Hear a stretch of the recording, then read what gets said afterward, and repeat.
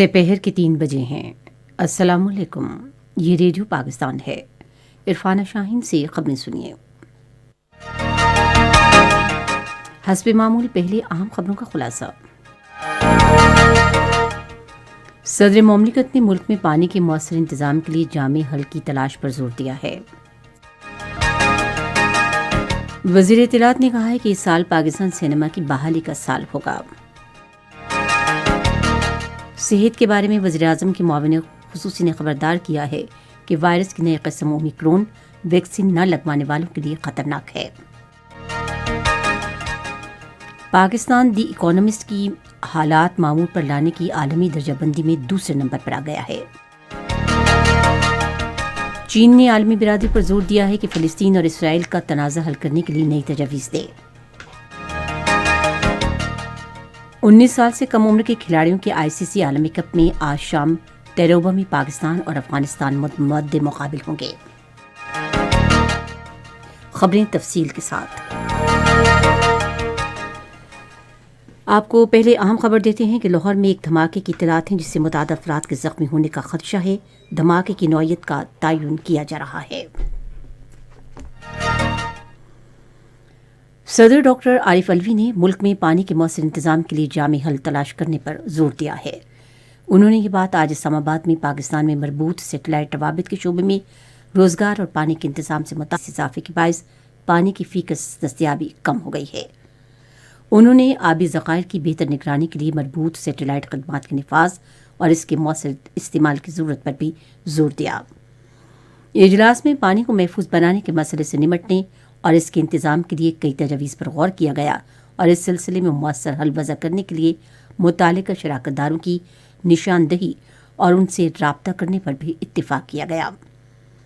اجلاس کو بتایا گیا کہ پاکستان کو پانی کو محفوظ بنانے کے مسئلے کا سامنا ہے اور سیلابوں اور خشک سالی سے ملک کی معیشت کو تقریباً $12 ارب کا نقصان برداشت کرنا پڑتا ہے۔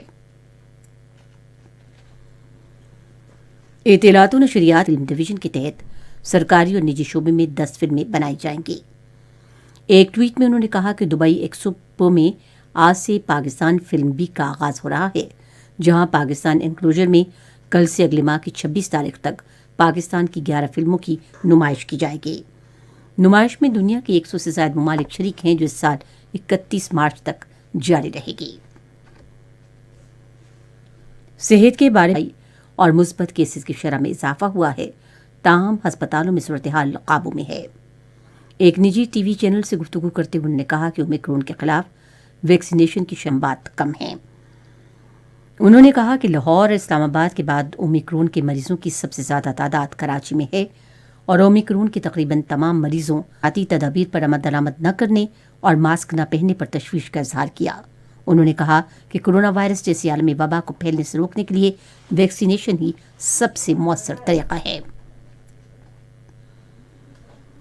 پنجاب میں کورونا وائرس کی روک تھام کے لیے احتیاطی تدابیر پر عمل درآمد نہ کرنے اور ویکسین نہ لگوانے والوں کے خلاف کارروائی جاری ہے۔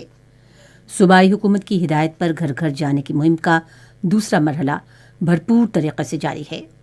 محکمہ صحت کی ٹیمیں لوگوں کو موقع پر ویکسین لگا رہی ہیں اور ویکسین نہ لگوانے والوں کو نوٹس بھی جاری کیے گئے ہیں۔ خیبر پختونخوا میں کورونا وائرس سے بچاؤ کی ویکسین نہ لگوانے اور احتیاطی تدابیر پر عمل درآمد نہ کرنے والوں کے خلاف کارروائی جاری ہے۔ ضلع انتظامیہ کی ٹیمیں عوامی مقامات کے اچانک دورے کر رہی ہیں تاکہ لوگوں کو ویکسین لگانے کا عمل یقینی بنایا جائے۔ اس سلسلے میں ضلع انتظامیہ پشاور کی ٹیموں نے جھگڑاؤ اور نصیر پور کے علاقوں میں بنیادی مراکز صحت کا دورہ کیا۔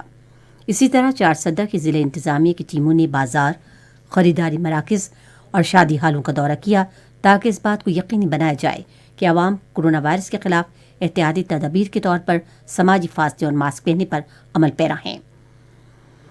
باجوڑ کی ضلع انتظامیہ کی ٹیموں نے بھی ویکسین نہ لگوانے والے افراد کے خلاف کارروائی جاری رکھی۔ ضلع انتظامیہ نے لوگوں پر زور دیا ہے کہ وہ اس عالمی وبا سے خود کو اور اپنے عزیز و اقارب کو محفوظ رکھنے کے لیے ویکسین لگوائیں۔ جج گلگت بلتستان رانا شمیم پر باضابطہ فرد جرم عائد کی ہے۔ ریٹائرڈ جج کے خلاف فرد جرم آج مقدمے کی سماعت کے دوران عائد کی گئی۔ چیف جسٹس اسلام آباد ہائی کورٹ جسٹس اطہر من اللہ نے عائد فرد جرم پڑھ کر سنائی۔ رانا شمیم نے صید جرم سے انکار کر دیا۔ عدالت نے رانا شمیم سے اگلے مہینے کی 10 تاریخ تک جواب طلب کرتے ہوئے مقدمے کی سماعت اگلے ماہ کی 15 تاریخ تک ملتوی کر دی ہے۔ یہ خبریں آپ ریڈیو پاکستان سے سن رہے ہیں۔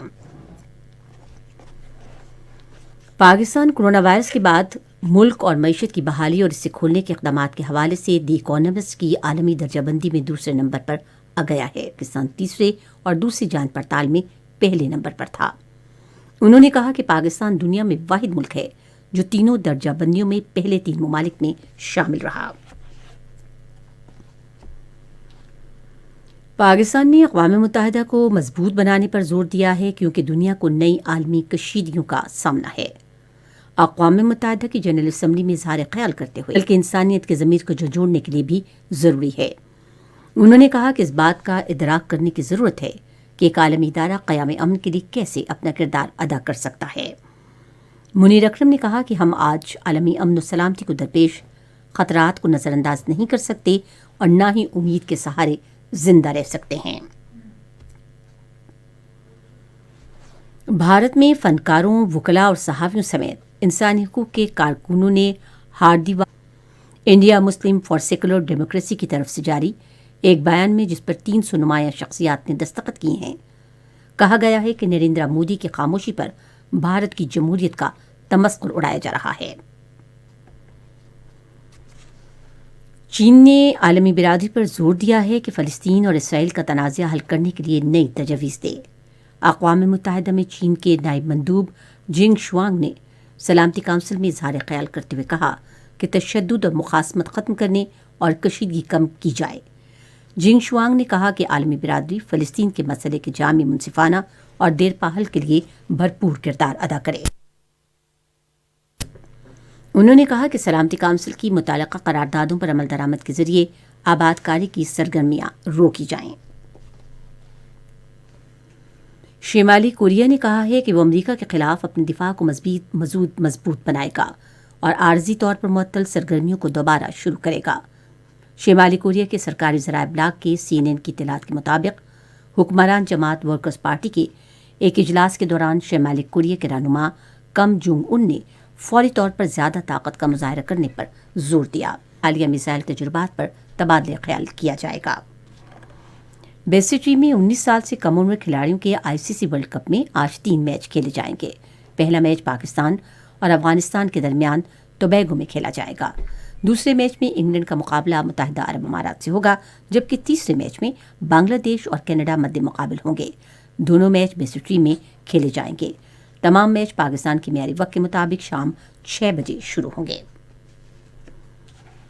ریڈیو پاکستان آج تیسرے پہر 4:05 پر اپنے قومی پروگرام میں شاعر عابد علی عابد کی برسی کے محکمہ موسمیات کی پیشگوئی کے مطابق آئندہ 12 گھنٹے کے دوران ملک کے بیشتر حصوں میں موسم شدید سرد اور خشک رہے گا، تاہم گلگت بلتستان، کشمیر اور ملحقہ پہاڑی علاقوں میں ہلکی بارش اور برف باری متوقع ہے۔ پنجاب کے میدانی علاقوں میں دھند چھائی رہے گی۔ آج ریکارڈ کیا گیا بعض بڑے شہروں کا درجہ حرارت کچھ اس طرح سے رہا کہ اسلام آباد 16 سینٹی گریڈ۔ محکمہ موسمیات کی پیشگوئی کے مطابق بھارت کے غیر قانونی زیر قبضہ جموں کشمیر میں مطلع جزوی طور پر ابر آلود رہنے اور رات میں بارش اور برف باری کی توقع ہے۔ آج ریکارڈ کیا گیا درجہ حرارت سری نگر، پلوامہ، اننت ناگ، شوپیاں اور بارہمولہ میں 4 ڈگری سینٹی گریڈ، جموں 14 اور لیہ -4 ڈگری سینٹی گریڈ۔ خبریں ختم ہوئیں۔ مزید خبروں اور تجزیوں کے لیے ہماری ویب سائٹ ہے radio.gov.pk اور